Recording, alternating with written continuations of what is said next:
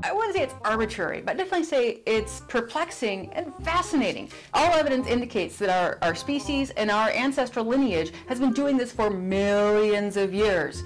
If we look at our closest primate relatives, the chimpanzees and bonobos, and even some others like the gorillas, we see that they are insectivorous. They're eating ants, they're eating other insects intentionally. All evidence currently indicates that our species is an insectivorous one. We are entomophagous. We eat bugs. Analysis of cave paintings from about 30,000 to 9,000 years ago show images of beehives in these caves. And this is a time before we were keeping bees for honey. So the evidence currently indicates that these people at this period of time in this location were depicting possibly the harvesting of bees, most likely bee larvae or pupae, as a food source. So we had this in our ancient history up to 30,000 years ago. Analysis of fossilized poo or coporolites in the Ozark Mountains show evidence that we were eating insects, ticks, and all these little critters as a food source. Pliny the Elder writes about the ancient Roman aristocracy's love of these beetle larvae that were reared on flour and red wine. Don't know what kind of wine it was, if it was a Merlot or a Cab Sauv. I'm hoping for a Malbec. But they loved this. This was a big thing that the aristocracy loved. And Aristotle writes many years later about the Greeks' passion and his own tips and techniques for finding the plumpest and most juicy cicada larvae, or nymphs is what we call them today, but he called them larvae. So this is something that's been around for a while. 80% of current cultures are known to be entomophagous. They're eating the bugs. And of course we're doing it, you just don't think about it. We don't want to think about the little beetle bits that are in our flour, or my favorite, the wasp bits that are in our fig Newtons. It's that extra crunch that makes them just that much better. The consumption of insects is so important, it's been around for such a long time, but it's made its way into a number of religious texts and traditions around the world. The Old Testament specifies what insects are considered kosher and that can be consumed. Grasshoppers, locusts, and also beetles are mentioned as being kosher and approved to be consumed. In the New Testament, we even have stories about John the Baptist hanging out in the desert and doing his thing, surviving only on locusts and honey. Yum? So it begs the question, when did we stop eating insects on a regular basis? When did this become a rather than a sort of thing? Well, we're not really sure exactly when this happened, but current sources indicate that this came about at around the same time that we became dependent on sedentary, more intensive agriculture. We're seeing a shift from a perception of an insect as something that can be used as a food source to something that can be almost a threat.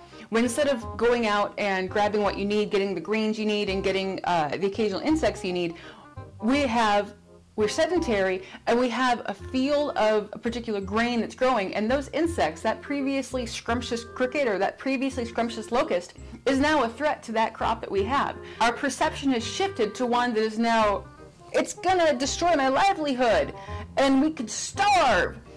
You know, that's a legit concern back in the day, and it still is one today. Today, entomophagy continues around the world, primarily in the tropical regions where we have insects that are present all the time, and they also grow to a little bit larger of a size. So you have continuous access, and you also have, again, like I said it before, more bang for your buck. You have a lot more of larger critters that can help provide food for you. There are over 2,000 species of arthropods that are consumed regularly across the globe and that are safely consumed. These are not you're not eating like the bright orange grasshopper from the tropics that's gonna eat you or kill you or make your inside go. The consumption of insects and the use of insects in our food products is a very important thing for economies worldwide. We have families that are surviving on the farming and harvesting of different insect species and other arthropod species. And if they lost this income, it can be potentially devastating to not just these families, but the surrounding economy as well. There are farmers in Thailand that are farming crickets. We have people that are going out and hunting for tarantulas, and they fry them up, providing valuable income for these people. And they're doing it, and it's yummy. I have not eaten a tarantula. I probably won't. It depends on how I might. Anyway, but you have to fly me to Thailand, and then I would do it. So there we go. I'm not eating Chaka Khan. All reports indicate that fried tarantula tastes like crab. which makes sense because, as I said, tarantulas are just as separate from crickets as they are from a lobster. Currently in the United States, we have a couple companies that have been springing up around. There's one in Arizona called Coporolite that makes these fun little cricket protein-ish bars, not high in protein, but they're like a Cliff Bar, but they use cricket flour. We also have other companies that are providing flour from ground-up, pulverized, processed crickets. This flour, it's slightly higher in protein content, and it works just like any other flour would. Now, there are some things insects can't replace, and that would be my beloved coffee. No, nothing can replace the coffee. And don't worry, Internet, I'm not saying get rid of the bacon, okay? You can calm down, keep your bacon. Bacon is important. These are good bugs that are providing valuable nutrition in a time, in a place where they may not be getting it. And this is a great way to be getting that. With human populations continuing to grow and a protein shortage expected in the next 30 or 40 years or so, this is definitely something we need to address and implement. It's easy, it's cost-effective, and it's something that can be done in a variety of locations, not just Thailand or Central America. It's being done in Ohio, it's being done in Arizona. It can be done anywhere. Not only do they require much less land and resources in order to be farmed and produced successfully, producing 10 times less methane, 300 times less nitrous oxide, and overall just lower amounts of pollutants. This is better for the environment overall, and it's better for economies overall because it costs less to feed them and farm them as well. I'm not an idiot. I don't expect this to be the revolutionary next step for human agriculture, but it's definitely one that should be addressed and should be dealt with seriously. Stay tuned for more videos about insects and other arthropods, and coming soon, Arthropodology, an 8-week series about the wonderful world of arthropoda.